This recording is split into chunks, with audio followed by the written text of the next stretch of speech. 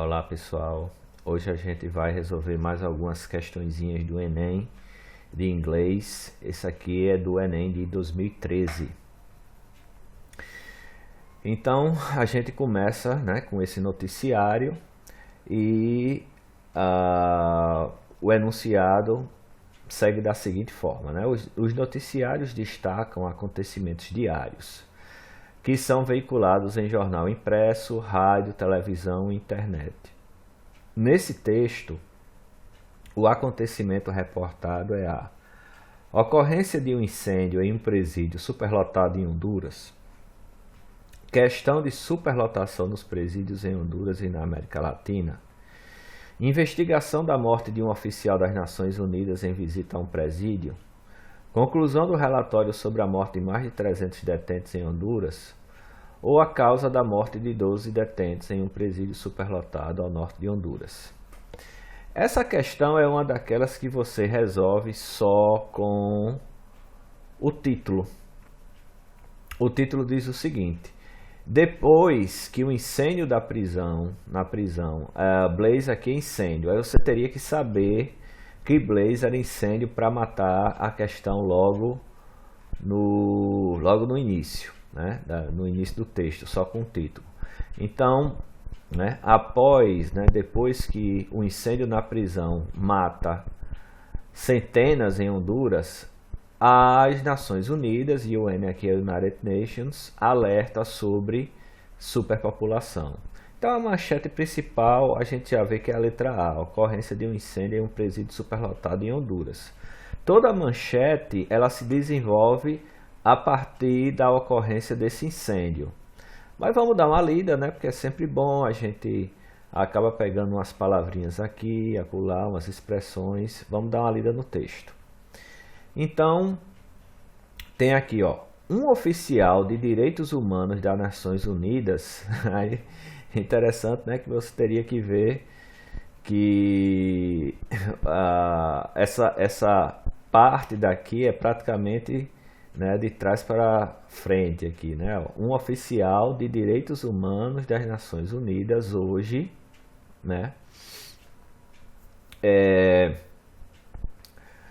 convocou nesse sentido países da América Latina para lidar com o problema da superpopulação em prisão no despertar de um incêndio que ocorreu pela noite, overnight, durante a noite, numa prisão em Honduras que matou centenas de detentos. Os inmates aqui está se referindo aos detentos. Mais de 300 prisioneiros são reportados terem morrido no incêndio na prisão, localizado ao norte da capital Tegucigalpa, com dezenas de outros ainda desaparecidos. Esse mesmo aqui são os que estão desaparecidos. E a gente chama dezenas, dozen são dúzias, mas a gente não diz dúzias, a gente diz dezenas. Dezenas de outros ainda desaparecidos e presumidamente mortos. Antônio Maldonado, que é um conselheiro dos direitos humanos para o sistema das Nações Unidas, em Honduras, disse na rádio das Nações Unidas hoje que a superpopulação pode ter contribuído para esse índice de mortalidade. O death toll aqui é o índice de mortalidade. Mas nós temos que esperar até que uma investigação completa ou minuciosa, que, como a gente diz, seja conduzida para que nós possamos alcançar uma causa precisa, ele disse. Mas, naturalmente, há um problema de superpopulação no sistema da prisão, não somente neste país, mas também em muitas outras prisões na América Latina. Então, ele vai descrevendo aqui, o acontecimento reportado. Então, o acontecimento é que houve o quê? Esse incêndio. Então, é a ocorrência de um incêndio em um presídio superlotado em Honduras. O acontecimento é a questão da superlotação nos presídios em Honduras e na América Latina. Muita gente poderia colocar a letra B, mas a questão é o seguinte, ele coloca como um dos problemas, né, que vieram a eclodir essa quantidade de mortos, a superpopulação. Só que veja bem, o enunciado ele está pedindo qual é o acontecimento reportado. O acontecimento reportado é o incêndio. A questão da superlotação é tratada, mas não é o acontecimento principal da notícia, certo? Então, lembrem disso, né? O acontecimento aqui que é tratado é o incêndio, mas dentro, né, desse noticiário também é tratado o tema da superlotação. A outra, investigação da morte de um oficial das Nações Unidas em visita a um presídio. Não, isso aí não é colocado. Conclusão do relatório sobre a morte de mais de 300 detentos em Honduras. Não, ele disse que vai fazer ainda uma investigação minuciosa aqui, ó. Causa da morte de 12 detentos em um presídio superlotado ao norte de Honduras. Não, também não é falado aí de causa da morte. Ok, gente? Então, resposta certa aqui para vocês, letra A, ocorrência de um incêndio em um presídio superlotado em Honduras. Beleza, galera? Então, vamos lá. A próxima questão. Na próxima questão, a gente também tem uma outra notícia, uma outra matéria da National Geographic. Então, tem aqui. Ao ler a matéria publicada na National Geographic para a realização de um trabalho escolar, um estudante descobriu que os compostos químicos da morfina produzidos por humanos são manipulados no Missouri. Os ratos e os humanos possuem a mesma via metabólica para a produção de morfina. A produção de morfina em grande quantidade minimiza a dor em ratos e humanos. Os seres humanos têm uma predisposição genética para inibir a dor, ou a produção de morfina é um traço incomum entre os animais. Então, o que foi que esse estudante descobriu aqui nessa matéria, né? Vamos dar uma olhadinha. Então, vamos lá. Nossos corpos produzem uma pequena, mas uma quantidade pequena, mas estável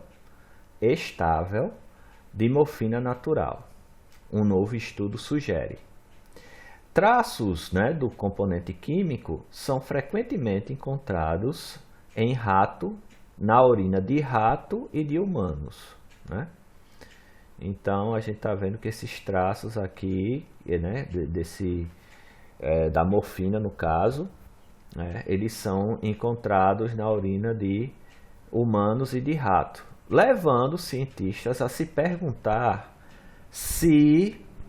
Só uma coisa, gente, ó, isso aqui, esse weather aqui é se, não confundir com o weather, tempo, que é W-E-A. Olha como essa palavra aqui é W-H-E-T-H-E-R, isso aqui é se.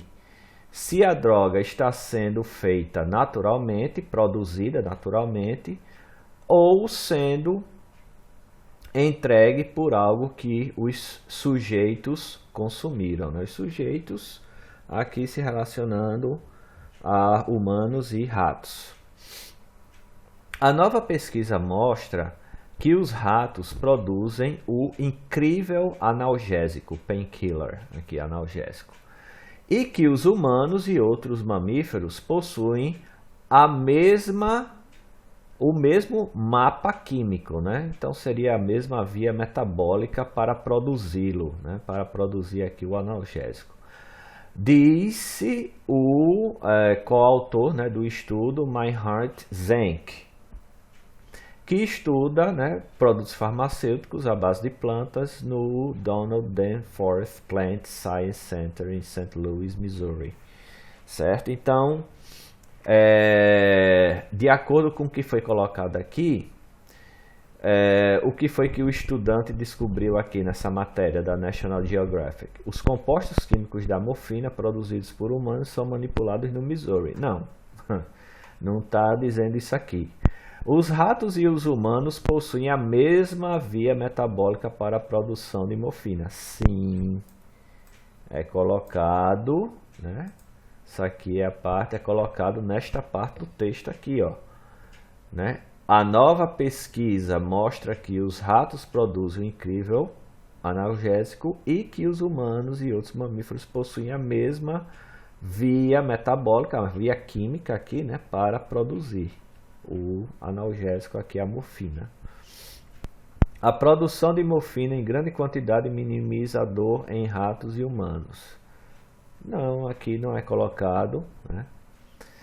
Os seres humanos têm uma predisposição genética para inibir a dor, também não é colocado dessa forma. A produção de morfina é um traço em comum entre os animais. Então, né, no entendimento aqui do texto, especificamente nessa parte, a gente vê que a letra B é a correta. Os ratos e os humanos possuem a mesma via metabólica para a produção de morfina. Certo, gente? Cuidado, porque assim, há outras alternativas que podem dar a ideia de estar correta, mas não tem no texto, né? Então a gente tem que se basear pela informação do texto. E naturalmente, no caso, tem que entender aqui a parte principal, né? Que é essa aqui, que eu mostrei para vocês, né? Tem que entender essa parte aqui, para matar a questão. Beleza? Vamos para a próxima.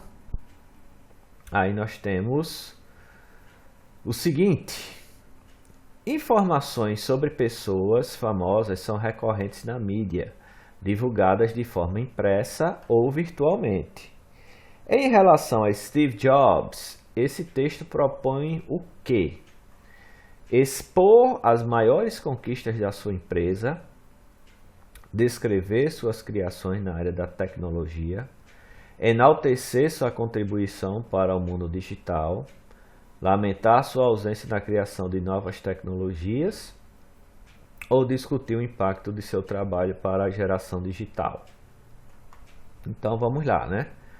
Temos aqui Steve Jobs, uma vida a ser lembrada, né? Nascido em 55, morreu em 2011. Vamos ver aí. Então vamos lá. CEO, tech guru, artista. Há poucas figuras corporativas tão famosas e bem reconhecidas como o ex-CEO da Apple, Steve Jobs, né?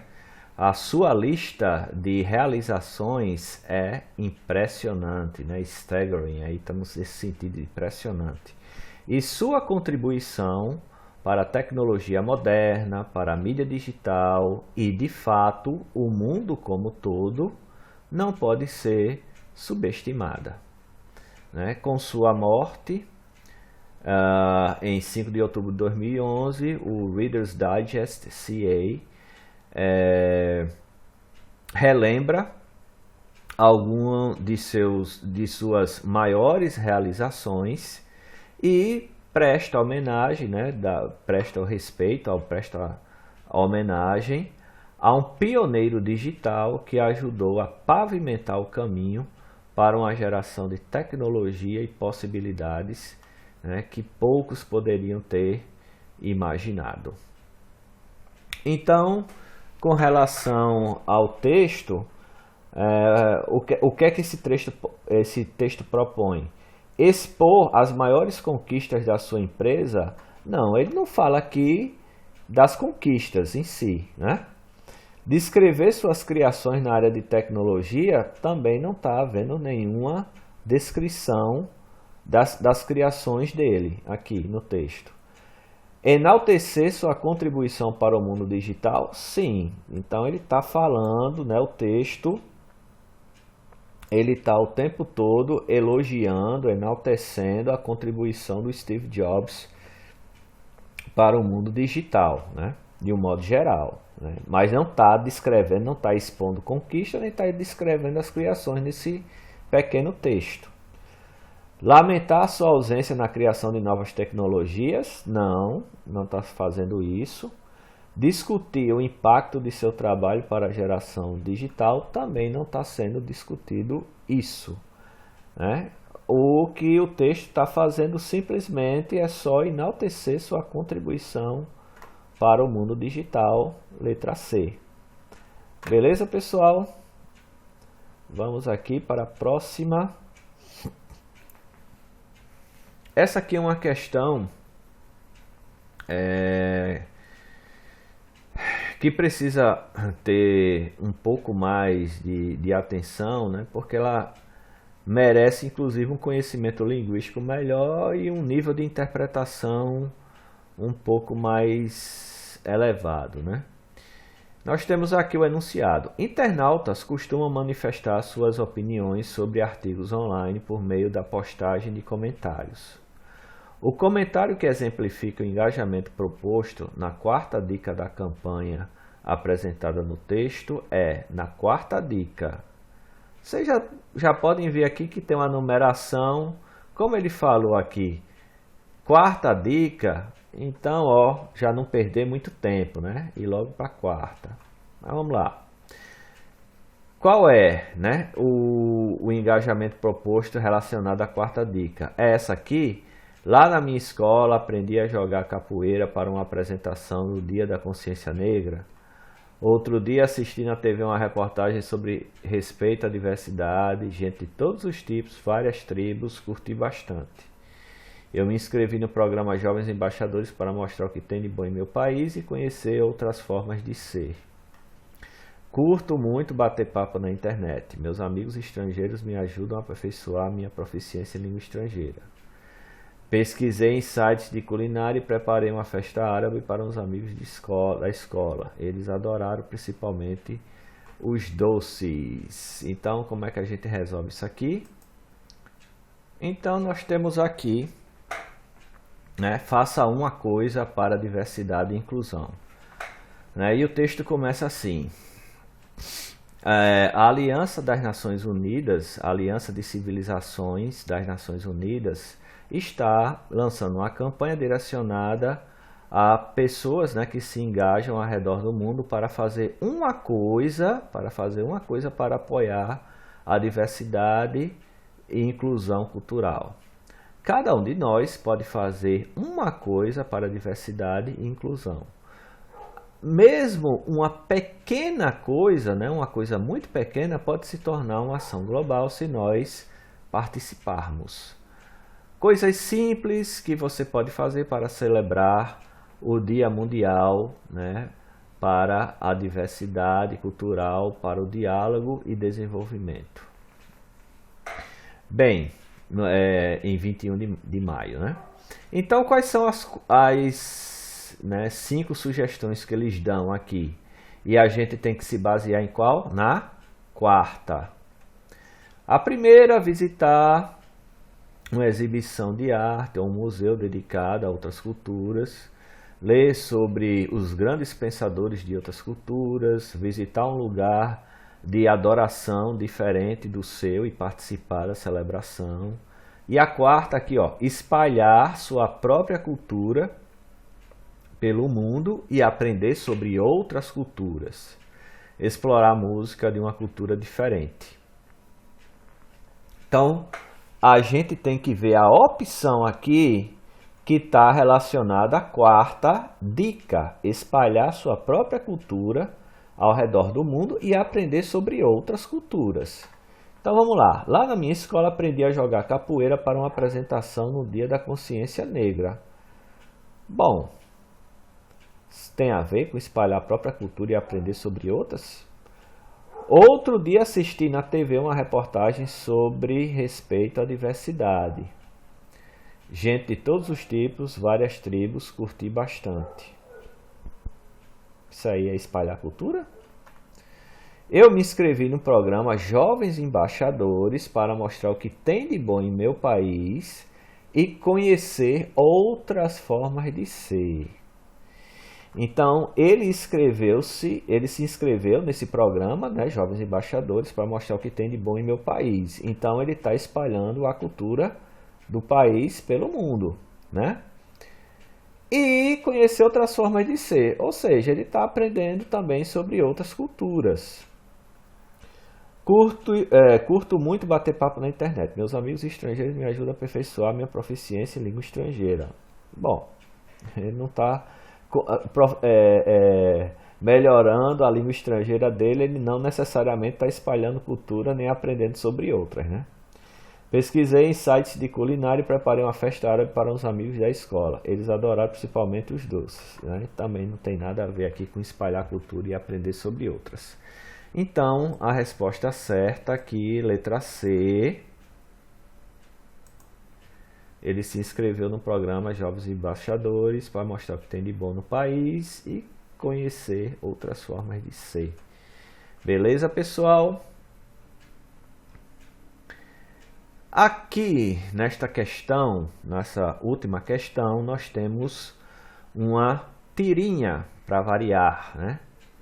A partir da leitura dessa tirinha, infere-se que o discurso de Calvin teve um efeito diferente do pretendido, uma vez que ele decide tirar a neve do quintal para convencer seu pai sobre seu discurso, culpa o pai por exercer influência negativa na formação de sua personalidade, comenta que suas discussões com o pai não correspondem às suas expectativas, conclui que os acontecimentos ruins não fazem falta para a sociedade ou reclama que é vítima de valores que o levam a atitudes inadequadas. Então vamos dar uma olhada no que é isso aí. Bom, então ele começa dizendo o seguinte, né? Eu concluí que nada de ruim que eu faço é culpa minha. Aí ele começa, né? Bem, ser jovem e influenciável, né? Eu sou a vítima indefesa de más influências, incontáveis más influências. Uma cultura prejudicial que cede, né, aos meus valores não desenvolvidos, né? E me leva à maleficência. É um discurso todo bonito aqui. Eu não tenho responsabilidade pelo meu comportamento, né? Eu sou um peão inocente. É culpa da sociedade. Então você precisa construir mais caráter, né? Vá abrir caminho, né? Vá cavar o caminho, né? Tá aqui a entrada da casa coberta de neve, né? E o pai mandou ele abrir o caminho com a pá, né? Go shovel the walk. Aí ele diz assim, no último quadro: estas discussões nunca chegam, né? Nunca vão onde elas devem. Então o que é que ele tira aqui? Ele decide tirar a neve do quintal para convencer seu pai sobre seu discurso? Não. Ele culpa o pai por exercer influência negativa na formação de sua personalidade? Também não. Ele comenta que suas discussões com o pai não correspondem às suas expectativas? Sim. No final ele diz isso, né? Ele vai com aquele discurso bonito, mas no fim das contas, né, ele acaba se dando mal. Conclui que os acontecimentos ruins não fazem falta para a sociedade? Também não. Reclama que é vítima de valores que o levam a atitudes inadequadas? Também não.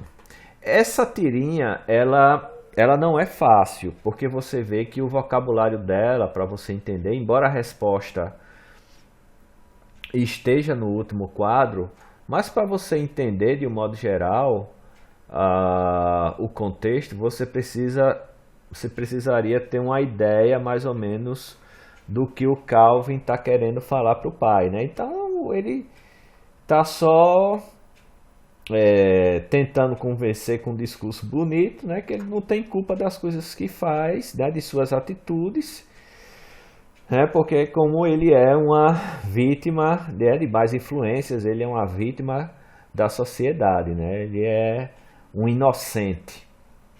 E o pai diz, né, simplesmente que ele tem que, né, ter mais caráter e manda ele fazer uma atividade que é tirar a neve, né? Cavar aqui com a pá, né? Tirar a neve com a pá. Beleza, gente? Então, a resposta correta é a letra C. Comenta que suas discussões com o pai não correspondem às suas expectativas. E é isso, né? Próxima semana a gente resolve mais algumas questõezinhas de inglês e, como sempre, né, fiquem seguros, fiquem em casa. Beleza, galera? Até mais.